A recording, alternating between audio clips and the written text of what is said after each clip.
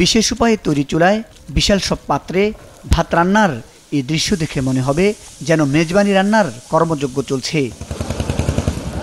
কিন্তু কার জন্য, কেন এত ভাত রান্নার আয়োজন তা শুনে অবাক হবেন যে কেউই। তবে সত্যিকারের বিষয় হলো, এসব ভাত শুধু মাছকে খাওয়ানোর জন্যই রান্না করা হচ্ছে। সকাল থেকেই মাছের ঘেরের পাশেই শুরু হয় ভাত রান্নার এই কাজ। একটি ঘেরে দিনে কমপক্ষে 3000 থেকে 4000 কেজি চালের ভাত রান্না করা হয় এখানে। আশ্বিন থেকে শুরু করে মাঘের মাঝামাঝি পর্যন্ত চলে মাছকে এভাবে ভাত খাওয়ানোর পালা। যখন মাছ করে ধরা শুরু করে, ওই সময় এক সপ্তাহ বিরতি, এক সপ্তাহ পরের থেকে আবার এইভাবে পর্যায়ক্রমে খাবার দিতে থাকে। বস্তা 1800 টাকা করে বস্তা, আর ফিড দেওয়ায় 20 বস্তা 10 বস্তা এইভাবে। তবে শুধু ভাতই নয়, এখানকার ঘেরের মাছকে ভাতের পাশাপাশি খৈল, ভুসি, ফিডও খাওয়ানো হয়। খামারিরা বলছেন, ভাত খাওয়ালে মাছ দ্রুত বেড়ে ওঠে, উৎপাদন খরচও কম হয়, এতে লাভ হয় বেশি। তাই কম দামে মানুষের খাওয়ার অযোগ্য হয়ে পড়া চাল কিনে সিদ্ধ করে মাছকে খাওয়ায় তারা। চাল খাওয়ায় আমার মাছ বাড়ানোর জন্য, মাছ বড় করার জন্য। ফিডি খরচ বেশি, তার জন্য চাল খাওয়াইতে। মাছি চাল বলে, এ মাছের খাদ্য বা গরুর খাদ্যর জন্য আসে এই চাল।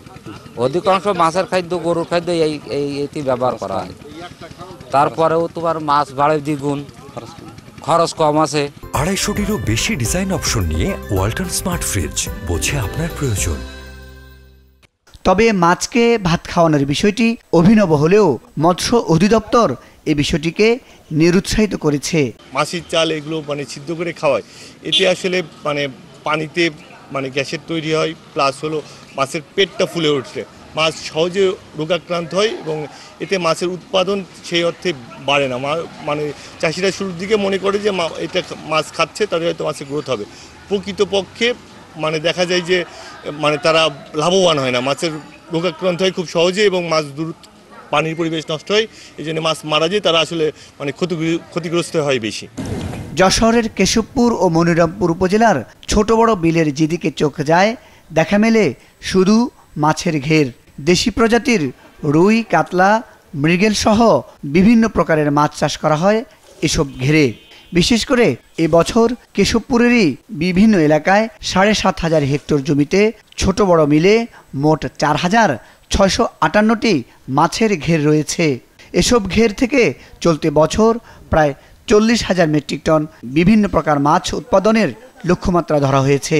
এর মধ্যে 6009 মেট্রিক টন স্থানীয় চাহিদা মিটিয়ে বাড়তি 31,622 মেট্রিক টন দেশের বিভিন্ন এলাকায় পাঠানো সম্ভব বলে আশা করছেন সংশ্লিষ্টরা।